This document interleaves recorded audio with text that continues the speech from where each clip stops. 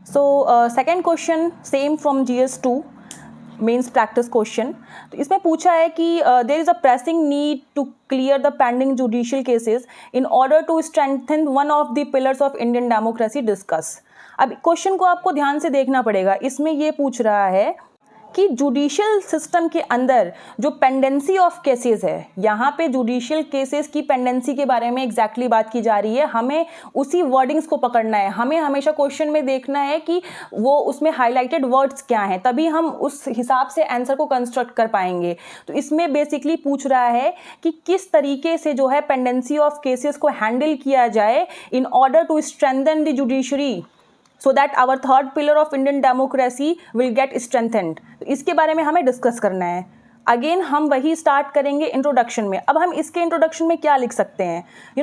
Crores of cases are pending across the Indian judiciary. हम यहाँ से शुरुआत कर सकते हैं कि काफ़ी सारी केसेस पेंडिंग हैं और CJI ने कहा है कि हमें किस तरीके से इसको कर्ब करना है, क्या इसकी वजह से क्या क्या अफेक्ट आ रहे हैं। और अगर आप ये भी लिख सकते हो, डेटा भी लिख सकते हो कि 45 million about 4.5 crore cases are pending in Indian courts. तो इस तरीके की चीज़ें आप इंट्रो में डालोगे। उसके बाद हमसे पूछा है पेंडेंसी ऑफ केसेस, तो सेम है, हमें रीज़न लिखना पड़ेगा कि क्यों पेंडेंसी ऑफ केसेस हो क्यों रहा है। ठीक है, उसके बाद हम इसका इम्पैक्ट लिखेंगे कि इस पेंडेंसी ऑफ केसेस की वजह से क्या इम्पैक्ट पड़ रहा है।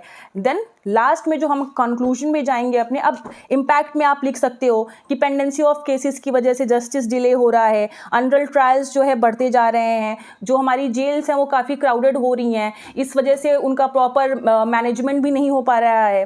तो ये सारी चीज़ें इम्पैक्ट में आ जाती हैं। अब इसके बाद हमें कंक्लूजन में ये बताना पड़ेगा कि कैसे हम काम करें, what is a way forward.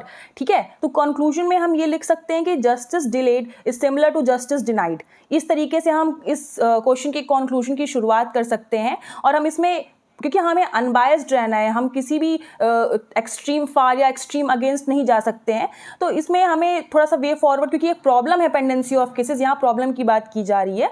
तो pendency of cases can not be solved only by one reform, there is need of interoperable integrated judiciary system.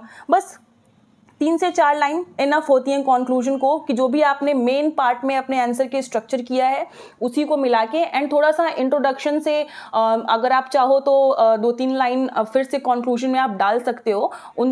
ये सारे इंट्रोडक्शन और मेंस पार्ट को लेके ही आपको कंक्लूजन को अपने जो है फॉर्म करना है।